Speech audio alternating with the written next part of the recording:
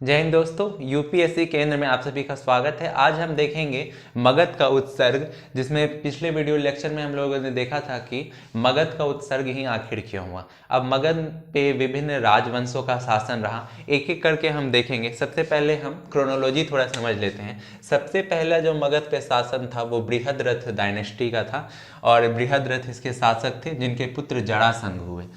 अब इसके बारे में हमें जानकारी महाभारत इत्यादि में मिलती है, पुराणों में मिलती है, ज़्यादा प्रमाणिक सोर्स नहीं है, इसलिए इसके डेट लाइन के बारे में भी ज़्यादा हमें ज्ञात नहीं है। इसके बाद जो अगला डायनेस्टी जहाँ से हमें ज्ञात है, जो छठी शताब्दी ईसा पूर्व के बाद जो पहला डायनेस्टी थी वो थी हर्यक डायनेस्टी, जो कि 544 ईसा पूर्व से 413 ईसा पूर्व तक चली। दूसरा जो महत्वपूर्ण डायनेस्टी था इसके बाद वो था शिशुनाग डायनेस्टी, जो कि 413 ईसा पूर्व से 345 ईसा पूर्व तक चला। इसके बाद नंद डायनेस्टी आया और ये 344 ईसा पूर्व से 322 ईसा पूर्व तक चला। इसके बाद फाइनली मौर्यन डायनेस्टी आया, जो कि 322 ईसा पूर्व से 184 ईसा पूर्व तक चला। और लास्ट में शुंग डायनेस्टी को हम पढ़ेंगे, जो कि 185 ईसा पूर्व से 74 ईसा पूर्व तक चला। अब हम हर्यक डायनेस्टी से इसके जो महत्वपूर्ण शासक हुए और आगे जो भी वंश है जिसके महत्वपूर्ण जो शासक हुए उनके बारे में हम एग्जाम पॉइंट ऑफ व्यू से कुछ बातें पढ़ेंगे। तो सबसे पहले हम हर्यक वंश को देखते हैं।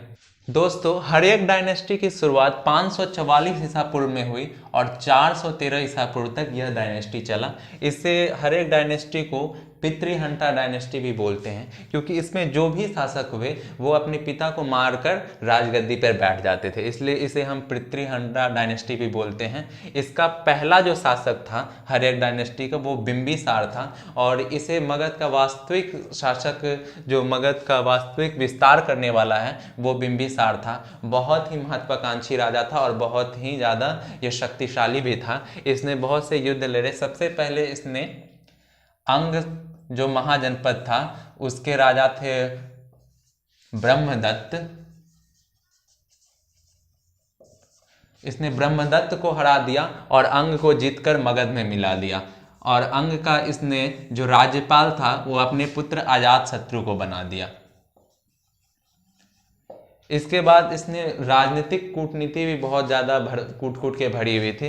इसने अपने साम्राज्य का विस्तार करने के लिए मैरिज अलायंसेस किए, शादी का प्रस्ताव बहुत सारे राजाओं के साथ किया, और इसने 3 शादी की।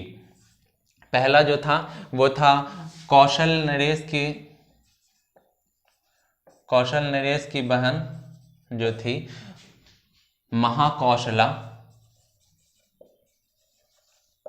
महाकौशला से इन्होंने विवाह किया, और इन्हें डाउरी के स्वरूप जो एक दहेज मिलता है उसके स्वरूप काशी जो है इन्हें डाउरी के रूप में मिल गया। काशी एक बहुत ही उस टाइम महत्वपूर्ण केंद्र था, या आपके व्यापार का बहुत ही महत्वपूर्ण केंद्र था, जिससे इनको बहुत ज़्यादा टैक्स आने लगा। दूसरा विवाह जो इन्होंने किया वो लिच्छवी गणराज जो था वैशाली का, उसकी राजकुमारी चेलना से किया। चेलना जो थी लिच्छवी गणराज के राजा चेतक की बहन थी, और इन्हीं के पुत्र अजातशत्रु थे। अजातशत्रु हुए जिन्होंने आगे चल के हर्यक डायनेस्टी को आगे बढ़ाया। और तीसरा विवाह जो था ये मध्य प्रदेश के राजा की बहन से किया इन्होंने। मध्य प्रदेश जो है आज के पंजाब क्षेत्र में पड़ता है, और इसकी जो राजकुमारी थी खेमा, कहीं कहीं क्षेमा भी लिखा होता है, इनसे इन्होंने विवाह किया। इस तरह इन्होंने बहुत सारे मैरिज अलायंसेस बनाए और अपने क्षेत्र का विस्तार किया। अब बिंबिसार के बारे में कुछ और तथ्य हम लोग जानेंगे, जैसे कि बिंबिसार जो थे इन्हें सैन्य कहा जाता है।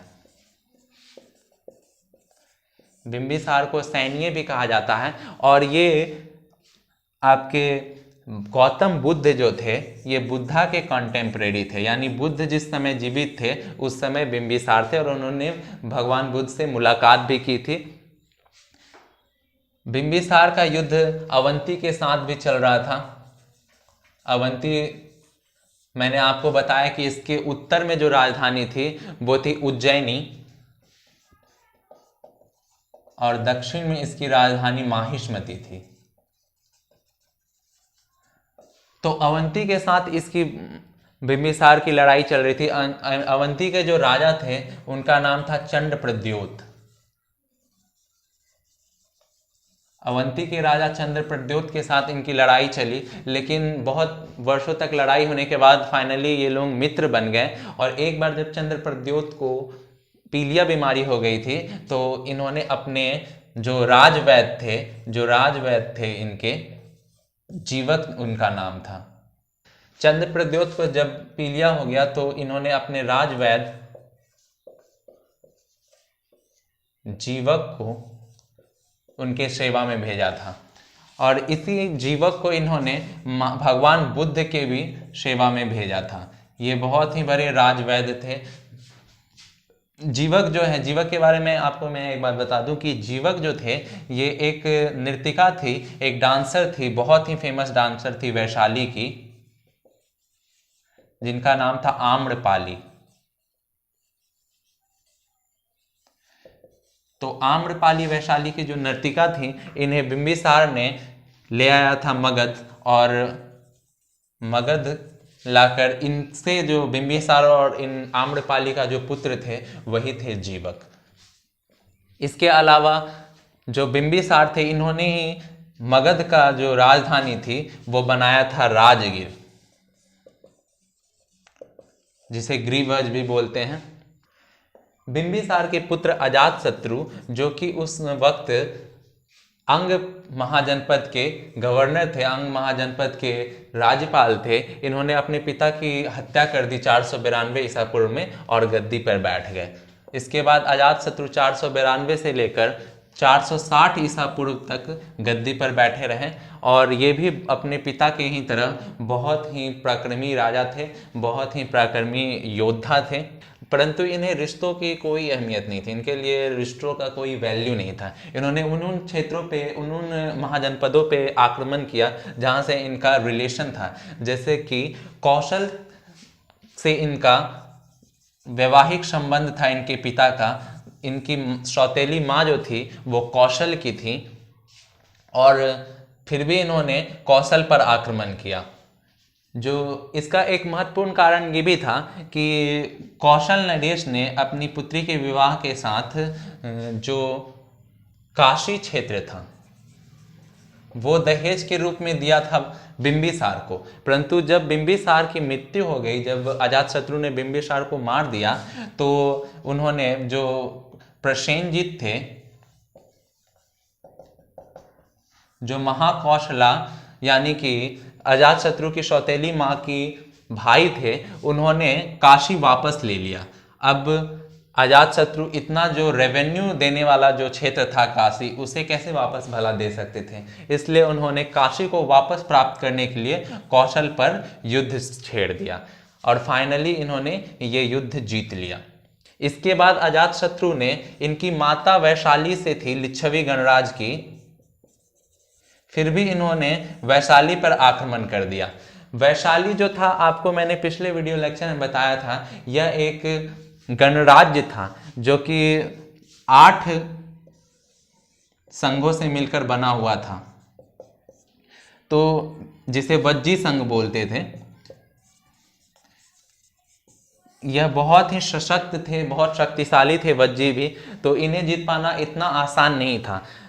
अजातशत्रु ने वज्जी संघ को जीतने के लिए भगवान बुद्ध से मीटिंग की थी, भगवान बुद्ध से मीटिंग की थी, और उनसे पूछा था कि वज्जियों को कैसे हराया जा सकता है। भगवान बुद्ध ने उन्हें एक आइडिया दिया था, उन्हें एक सुझाव दिया कि वज्जियों का जो शक्ति है वो उनका संगठन है। अगर उनके संगठन में फूट डाल दिया जाए, उनको तोड़ दिया जाए, तो उन्हें एक एक करके आसानी से हराया जा सकता है। और इन्हें ही पालन किया आपके अजातशत्रु ने।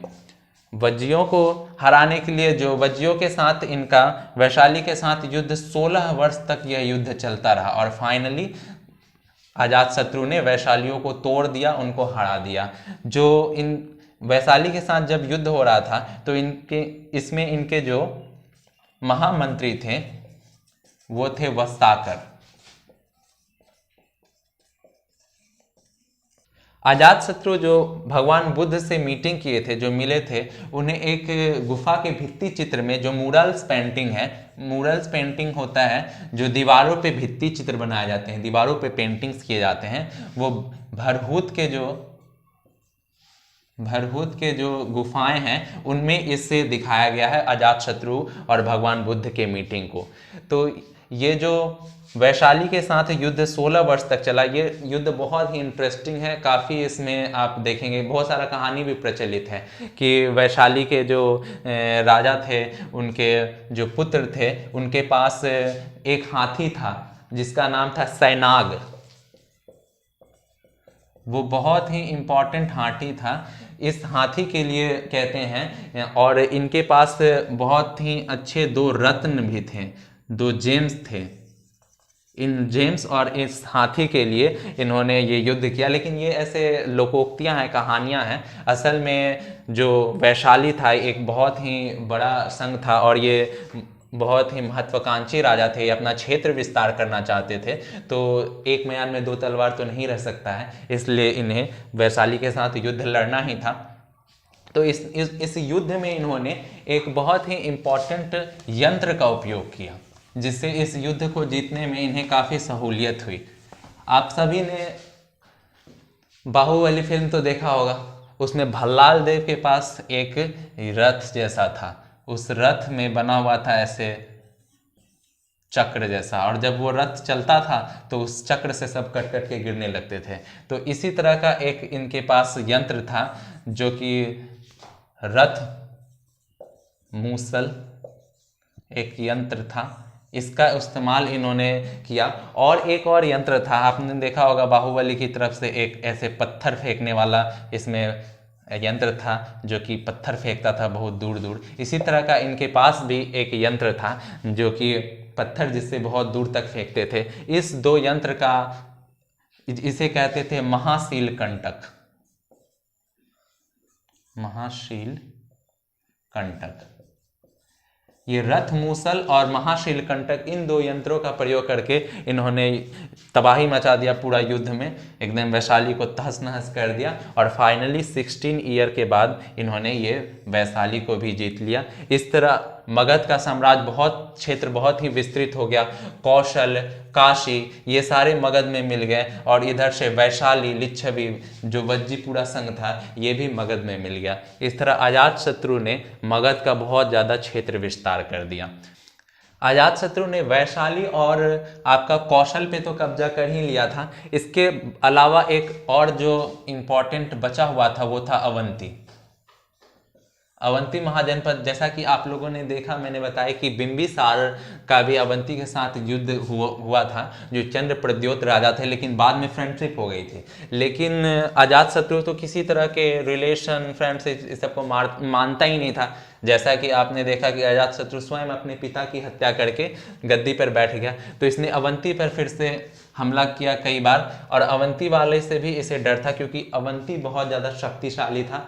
इसलिए इसने, जो राजगीर कैपिटल था, ऐसे पहाड़ियों से घिरा हुआ, 5 पहाड़ियों से घिरा हुआ, तो इस जो बीच में जो खाली जगह था, इसे इसने फोर्टिफाइड कर दिया, दीवार बनवा दिया, जिससे कि यह अभेद दुर्ग हो गया, एक अभेद किला हो गया राजगीर। लेकिन अजातशत्रु के जीवन काल में अवंतियों का आक्रमण तो नहीं हुआ राजगीर पर, लेकिन आगे हम देखेंगे कि इनके पुत्र उदयन के समय में यह हुआ था युद्ध अवंती के साथ। तो अगला जो थे, अजातशत्रु के पुत्र उदयन थे, जिन्होंने 460 से लेकर 444 ईसा पूर्व तक शासन किया। उदयन भी अपने पिता के पद चिन्हों पे ही चले। इन्होंने, जैसे अजातशत्रु ने अपने पिता बिंबिसार को मारकर गद्दी पर बैठ गए थे, उसी तरह उदयन भी अपने पिता अजातशत्रु को मारकर गद्दी पर बैठ गए। उदयन जब मगध के गद्दी पर बैठे तो इन्होंने एक बहुत ही महत्वपूर्ण कार्य किया, वो था राजगीर से कैपिटल को चेंज करके इन्होंने कैपिटल को पाटलिपुत्र कर दिया। पाटलिपुत्र, जिसे आज के समय में पटना जहाँ पे है, पाटलिपुत्र जो था ये सोन नदी, सोन और प्लस गंगा, इसके संगम पे स्थित था, और भी पुनपुन अनेक नदियां बहती थी। तो इस तरह से पाटलिपुत्र जो था एक जल दुर्ग था, मतलब चारों तरफ से नदियां थी और बीच में यह राजधानी थी। इसे भी भेद पाना काफ़ी मुश्किल था। इसके बाद हम देखेंगे कि इनके पुत्र थे नागदशक। इन्होंने 444 से 413 ईसा पूर्व तक शासन किया। बहुत ज़्यादा सशक्त शासक नहीं थे और इनके जो राज्य में ही, इनके जो मंत्री परिषद में ही एक मंत्री थे शिशुनाग। उन्होंने इन्हें मार दिया, छल से इनकी हत्या कर दी और इन्होंने 413 ईसा पूर्व में मगध का साम्राज्य हथिया लिया और शिशुनाग डायनेस्टी की शुरुआत की। इसका जो अंतिम शासक था नागदशक, उसके दरबार में ही आमात्य यानी एक मिनिस्टर था शिशुनाग, और शिशुनाग ने ही उसे मारकर शिशुनाग डायनेस्टी की स्थापना की 413 ईसा पूर्व में। और यह शिशुनाग डायनेस्टी जो था 413 ईसा पूर्व से 345 ईसा पूर्व तक चला, जिसमें पहला शासक शिशुनाग था, फिर कालाशोक, फिर नंदीवर्धन और महानंदिन। एक बहुत अच्छा मैं ट्रिक बताता हूँ जिससे कि आप थोड़ा रिलेट कर पाएंगे याद करने के लिए, कि जो इसमें लास्ट वाला रूलर होता था ना, वही अगला जो डायनेस्टी होता था उससे मिलता जुलता नाम वाला होता था फर्स्ट वाला रूलर उसका। जैसे कि हर्यक डायनेस्टी का जो लास्ट रूलर था वो था नागदशक, और जो आपका शिशुनाग डायनेस्टी का था ये शिशुनाग था। तो इसमें भी नाग है और इसमें भी नाग है, इसका लास्ट रूलर, इसका फर्स्ट रूलर। इसी तरह शिशुनाग डायनेस्टी का जो अंतिम रूलर था महानंदिन, और इसके बाद आया आपका नंदवंश और उसका जो रूलर था महापद्मानंद। महापद्मानंद इसका फर्स्ट रूलर था। तो इसमें महा है और इसमें भी, इसके लास्ट रूलर में भी महा है। तो इस तरह से आप रिलेट करके याद कर सकते हैं।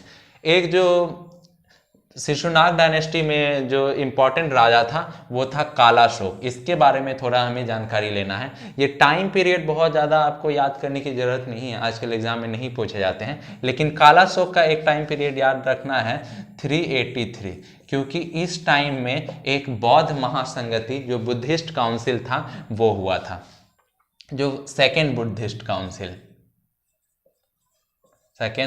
काउंसिल हुआ था। कालाशोक जो था, इसने जो पाटलिपुत्र राजधानी थी मगध की उसे बदलकर वैशाली कर दिया था, वैशाली को कैपिटल बना दिया था। और इसी वैशाली में जो सेकेंड बुद्धिस्ट काउंसिल था वो वैशाली में हुआ था, जिसके कि अध्यक्ष थे उस्सुबकामी थे। इस बुद्धिस्ट काउंसिल में क्या हुआ था, बौद्ध धर्म दो पार्ट में टूट गया था। एक था महासंघिका और एक था स्थाविर बदिंस।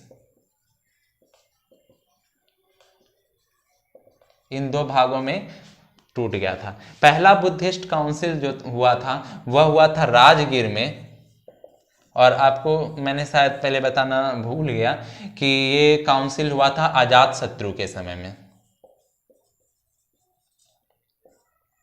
तो कालाशोक के बारे में दो ही इंपॉर्टेंट बात जो आपको याद रखना है कि इसके टाइम में इसने अपनी मगध की राजधानी वैशाली शिफ्ट कर दिया था। क्वेश्चन पूछेगा कि मगध की राजधानी वैशाली किसने बनाया, तो कालाशोक। और द्वितीय बौद्ध संगति जो था यह वैशाली में आयोजित किया था कालाशोक। ये दो महत्वपूर्ण पॉइंट है। कालाशोक ने जो एक और महत्वपूर्ण कार्य किया था वह था कि अवंती के साथ जो लड़ाई चल रही थी, अवंती के साथ पिछले 100 वर्षों से लड़ाई चल रही थी, उस 100 ईयर वॉर को इसने समाप्त कर दिया और अवंती को जीतकर मगध में मिला दिया। इस तरह से मगध का क्षेत्र विस्तार काफी हो गया। जैसा कि उधर उत्तर की तरफ आप देखते हैं कौशल और काशी, इसके बाद आपका वैशाली में भी, और अवंती जो दक्षिण की तरफ था अवंती, इन सभी जगह मगध का क्षेत्र विस्तार काफी ज्यादा बढ़ गया। इसके बाद अगला जो डायनेस्टी था वो था नंद डायनेस्टी। नंद डायनेस्टी और मौर्य डायनेस्टी को हम अपने अगले लेक्चर में देखेंगे, क्योंकि मौर्य डायनेस्टी बहुत ही विस्तार से हमें देखना है, उससे प्रश्न आते हैं। और नंद डायनेस्टी में भी दो शासक हैं, महापद्मानंद और धनानंद, इन दोनों के बारे में हमें थोड़ी थोड़ी जानकारी देखनी है। अगले वीडियो में देखेंगे। वीडियो को आप लोग शेयर किया कीजिए, और अगर किसी भी तरह का कोई क्वेश्चन हो, किसी एग्जाम में पूछा गया हो जिसे बनाने में आपको दिक्कत हो रहा हो, जो मैं टॉपिक पढ़ा रहा हूँ, तो आप कमेंट में लिख सकते हैं, मैं उसका आंसर जरूर दूंगा अगले वीडियो में। तो आप लोग देखिए, इसको लाइक कीजिए। अगले वीडियो में हम मौर्य डायनेस्टी और नंद डायनेस्टी को देखेंगे।